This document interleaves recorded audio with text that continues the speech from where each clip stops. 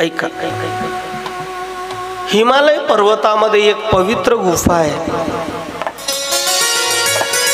आणि त्या गुफेच्या बाजूला लागूनच एक नदी आहे. नारद नावाचे संत गड्यामध्ये विणा घेतला, हातात चुपड्या घेतल्या आणि नारद फिरायला निघालेत. फिरायला जात असताना गळ्यातला विणा वाजतोय, हातातल्या चिपड्या वाजतायत आणि नामस्मरण करता करता नारद लई लांब फिरत गेले. नारायण नारायण नारायण बोलत बोलत निघाले नारदजी. जात असताना अशा घनघोर वनात जातात. त्या ठिकाणी पक्ष्यांचा चिवचिवाट आहे, कुणी दिसत नाही आजूबाजूला. पक्ष्यांचा आवाज शांत ऐकावा आणि ध्यानस्थ व्हावं एवढं पवित्र वातावरण वनामध्ये.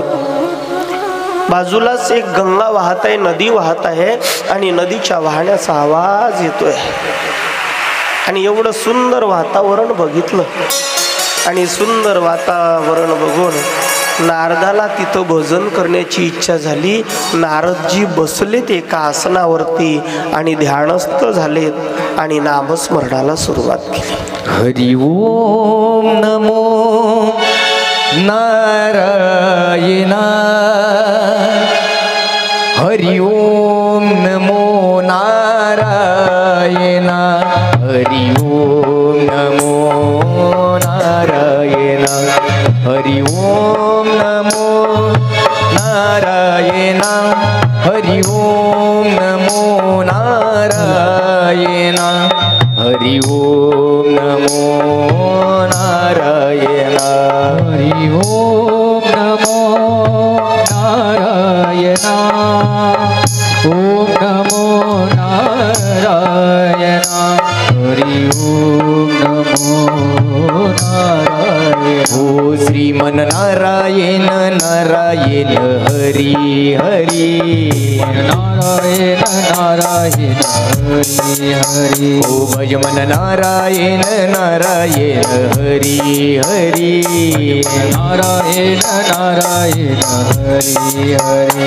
हरि ओम नमो नारायण, हरि ओम नमो नारायण, हरि ओम नमो नारायण, हरि ओम नमो नारायण, ओम नमो नारायण, हरि ओम नमो नारायण. श्रीमन नारायण नारायण हरि हरि, नारायण नारायण हरि हरि. भजमन नारायण नारायण हरि हरि, नारायण नारायण हरि हरि. हरि ओम नमो नारायण, हरि ओम नमो नारायण, हरि ओम नमो नारायण, हरि ओम नमो नारायण, हरि ओम नमो नारायण, हरि ओम नमो नारायण. हरि मन नारायण नारायण हरि हरि, मन नारायण नारायण हरि हरि, मन नारायण हरि हरि, मन नारायण नारायण हरि हरि. नारदजी शांत बसलेत. नारायण नारायण नारायण भजन करता करता ध्यानस्थ झालेत आणि समाधी लागली. ज्या वेळेला नारदाला समाधी लागली ना दादा, इंद्रदेवाला चिंता पडली. कारण इंद्रदेवाला वाटलं या बुवानं जर समाधीमध्ये राहून ब्रह्मदेवाला प्रसन्न करून घेतलं आणि ब्रह्मदेवानं विचारलं सांग कुठल्या पक्षात जायचंय, कोणतं पद पाहिजे. आणि या नारदानं जर आपलं इंद्रपद मागून घेतलं तर आपली खुर्ची रिकामी होईल ना. कारण देवता ह्या सुखी आहेत पण समाधानी माणसं सुखीही नाही आणि समाधानीही. हा फरक आहे. कारण दादा कधी कधी कुणाच्या नशिबामध्ये एवढं मिळतं कुठून कुठून येतं पता लागत नाही आणि जायला लागतं तर कसं जातं हे कळतही. तुमच्याकडे हत्ती आहे का? हत्ती आलेत का तुमच्या भागात हत्ती? मला वाटते या भागात आले होते ना, गेले. त्या हत्त्याला जर कधी कवट, तुमच्याकडे काय म्हणतात त्या फळाला? वरून टणक असतं ना, आतमध्ये गाभा असतो. आमच्याकडे कवट म्हणतात. तुमच्याकडे काय म्हणतात? कवट की खवट? हा, जे असेल ते कवट म्हणतात. तुम्हाला जर प्रॅक्टिकली करायचं असेल तर बघा, एखादी वेळाला मिळाला हत्ती 4 पायाचा, नाहीतर तुम्ही 2 पायाचा हत्ती पाहाल, त्या हत्त्याला कवट नावाचं फळ खाऊ घाला. ते कवटाचं फळ तो हत्ती खाईल. आणि ज्याप्रमाणे इनकमिंग झाल्यानंतर आउट गोईंगची व्यवस्था माणसाच्या शरीराला आहे, तशीच आउट गोईंगची व्यवस्था हत्याला सुद्धा आहे. दुसऱ्या दिवशी जेव्हा तो आउट गोईंग करेल, जसं फळ चारलं होतं आपण, तसंच सगळं फळ बाहेर पडेल. पण फरक एवढा राहील, ते कवट तुम्ही फोडून पहा, आतमधला गाभा गायब दिसेल तुम्हाला. आतमधला गाभा असणार नाही. तुम्ही त्या हत्याला विचाराल, का कवट तर फुटलं नाही, आतमधला गाभा कुठं गेला? हत्ती सांगू शकणार नाही त्यानं कोणत्या पद्धतीनं खाल्लाय. माणसाची महालमाडी वरून कवठासारखीच आहे, पण आतमधून किती पोकळ झाली आहे हे आपल्यालाही सांगता येत नाही. अगदी त्या प्रकारे इंद्राला चिंता पडली आणि इंद्राने कामदेवाला फोन लावला. हेलो कामदेव जी, क्या कर रहे हो आप? कुछ नहीं, आप जल्दी आओ, नारद जी को जगाना है. कामदेवाला पाठवलं नारदाकडे. नारदजी बसलेले आहेत आणि त्यांचं ध्यान सुरू आहे. अपने आत्म की चिंतन में हरदम जागृत रहना है. ओहम सोहम श्वास से अपनी अंतरदृष्टि निरखना है. नारदजी ध्यानस्थ आहेत, समाधीत आहेत आणि ध्यानस्थ असलेल्या नारदाच्या समोर कामदेव आलेत आणि कामदेवाने मदनाचं नृत्य सुरू केलं. अनेक इशारे केले नारदाकडे, पण नारद डोळे बंद करून आहेत, अंतरात्म्यातला प्रकाश घेत आहेत. नारदाला बाह्य जगाचा विसर पडला आणि कामदेव येऊन सुद्धा नारदाला काहीच क्षती पोचवू शकले नाही. परिणाम, कामदेवानं हार स्वीकार केली आणि फुलाचा हार नारदाच्या गळ्यात घातला. याला तुमच्याकडे काय नाव आहे? काय? हारच म्हणतात ना. स्वतःच्या गळ्यात हार पळण्यासाठी हाराच्या समोर हार स्वीकारावी लागते. कळलं तर बघा. कारण हार घालणारा वाकून ताट असतो उभा, आणि ज्याच्या गळ्यात घालायचा आहे, ज्याच्या गळ्यात हार घालायचा आहे, ते अशी मान करतो, घाला. म्हणजे हाराच्या समोर तुम्हा आम्हाला हार स्वीकार करावी. पण आता लग्नामध्ये नवीनच फॅड आलंय, नवरदेवही उचलला जातो, नवरी उचलली जाते, मग ते नवरी अशी फेकून हार घालते. एकदा असंच झालं, बँडवाल्याच्या गळ्यात हार पडला. बरा झाला तो बँडवाला प्रामाणिक होता, हे तर विचारायला असत.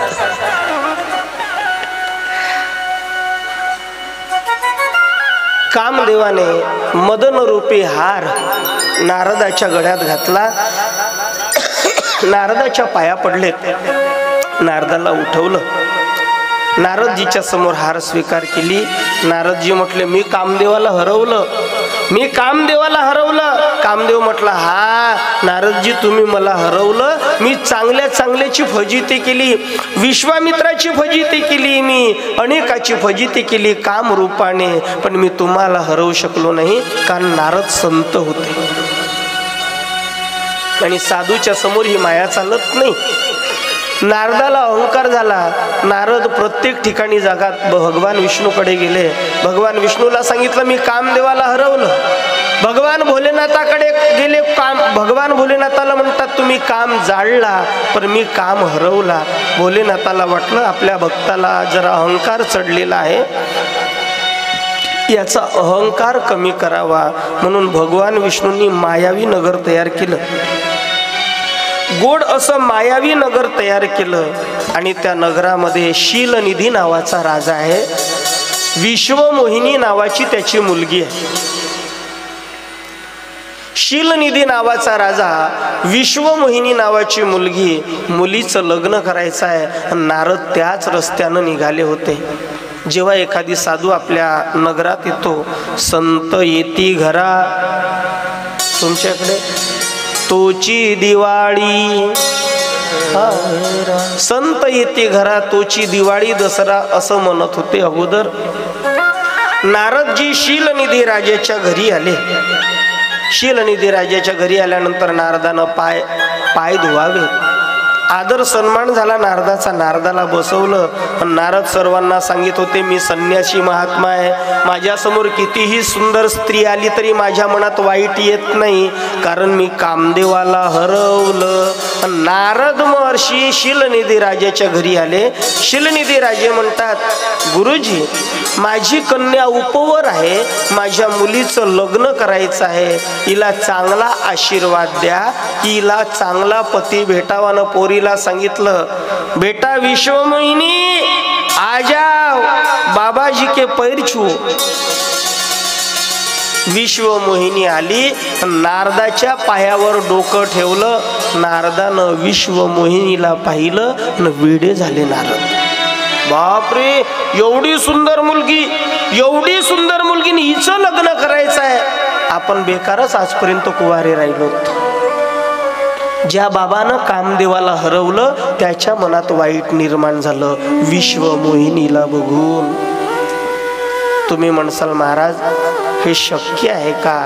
कुठे नारद महर्षी फकीर आणि कुठे ती तरुण मुलगी, हे कसं काय शक्य आहे? प्रूफ करून दाखवतोय दादा. 4 वर्षाची चिमुकली असते दादांनो, 4-5 वर्षाची चिमुकली शाळेतून येते, रस्त्यावर कुठेतरी खेळत बसते. 65-70 वर्षाचा म्हातारा असतो.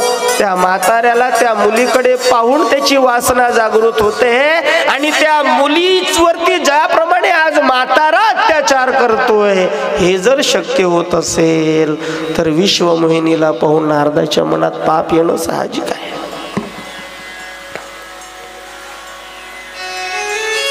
नारदाच्या मनात विचार आला, म्हणे काय करावं? मुलगी मागायची असेल तर नवरदेव पसंत करताना काय पाहिलं जाते? शेतीवाडी प्रॉपर्टी सर्व पाहिलं जाते, पण नवरदेव सुंदर असावा. कन्या वरयते रूपम, रूप पाहून मुलगी नवरदेवाची निवड करत असते ना. म्हणून नारदजी सरळ भगवान विष्णूकडे गेलेत आणि भगवान विष्णूला जाऊन विचारतात, देवा मला हरी रूप द्या, कारण हरीसारखं सुंदर कोणीच, हरीसारखं सुंदर कोणीच नाही. देवा मला हरिरूप द्या, हरिरूप द्या. भगवान विष्णू म्हटले तथास्तु. नारदानं हरिरूप घेतलं आणि दुसऱ्या दिवशी विश्वमोहिनीच्या स्वयंवरामध्ये नारद जाऊन बसले. पहिल्याच रांगेत बसले. 2 राजे 2 बाजूला बसले होते आणि त्यांच्या मधात नारद जाऊन बसले.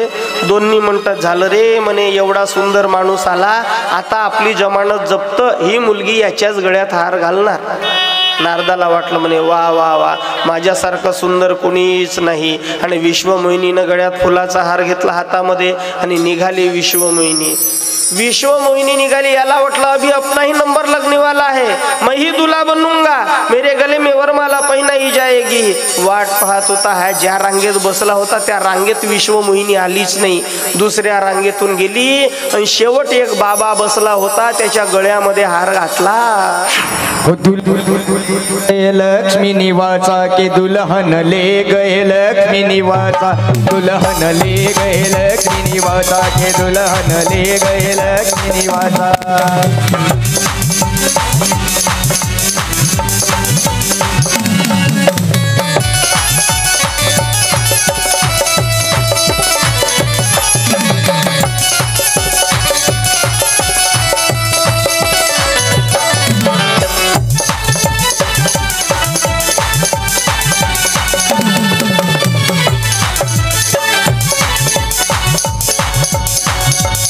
दुल्हन ले गए लक्ष्मी निवासा की दुल्हन ले गए लक्ष्मी निवासा दुल्हन ले गए लक्ष्मी निवासा के दुल्हन ले गए लक्ष्मी निवासा नारद हो रही बहुत ही त्रासा नारद हो रही बहुत ही त्रासा की दुल्हन ले गए लक्ष्मी निवासा के दुल्हन ले गए लक्ष्मी निवासा की दुल्हन ले गए लक्ष्मी निवासा की दुल्हन ले गए लक्ष्मी निवासा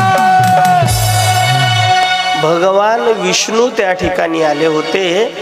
लक्ष्मी निवासा म्हणजे भगवान परमेश्वर विष्णू, विष्णूच्या गळ्यात तिनं हार घातला आणि भगवान तिला घेऊन जातात विश्वमोहिनीला। तेव्हा नारदजी म्हणतात मैं इतना सुंदर हूँ फिर भी मेरी तरफ देखा नहीं, किसी और के गले में माला पहना के चले गई। बाजूला दोन माणसं बसले होते। बहुत देर से सुंदर सुंदर सुंदर बता रहा है, कभी अपना मुख दर्पण में देखा है? आरशामध्ये चेहरा पाहिला काय झालं रे म्हणे, अरे तू सुंदर नाही है, जरा देख आईने में जाके। नारदजी आरशात जाऊन पाहतात, नारदजी सुंदर नाही तर पूर्णचे पूर्ण बंदर दिसायला लागले। कशाचं मुख होतं? वानराचं मुख होतं। नारदाला राग आला, मी हरिमुख मागितलं आणि मला वानराचं रूप दिलं। लगेच नारदांनी माझ्या भगवान विष्णूचा मार्ग गाठला आणि भगवान विष्णूच्या रथाच्या समोर झाले। थांबवला रथ, भगवान विष्णू उतरले, विश्वमोहिनी उतरली। म्हणे देवा लेका कृष्ण झालास तेव्हा 16,108 केल्या, आता एवढ्या बायका तुझ्याकडे आहेत, एक मागितली होती रे एक, आणि हिलाही घेऊन गेला लेका, थोडीशी वाटली नाही?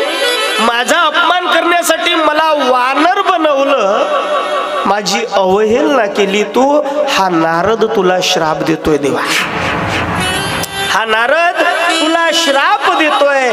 ज्याप्रमाणे तू माझी होणारी बायको घेऊन गेलायस, तुला मृत्यू लोकात जन्म घ्यावा लागेल। तुझी ही पत्नी कुणीतरी चोरून नेईल तू नसताना, आणि तिला शोधण्यासाठी तू मला वानर बनवलं ना, या वानराचंच सहकार्य घ्यावं लागेल। वानराच्या सहकार्याशिवाय तुला तुझी बायको सापडणार नाही। हा श्राप आहे नारदाचा। नारदानं दिलेला श्राप पूर्ण करण्यासाठी जगाचे मालक श्रीराम प्रभू जन्माला येतात। ही श्रीरामाच्या जन्माची कारण आहे। अशी अनेक कारण सांगता येतील, पण सांगता सांगता कारण सांगता सांगता तुम्ही झोपायला लागा ना, मग सुरू होईल जु जु जु जु जु।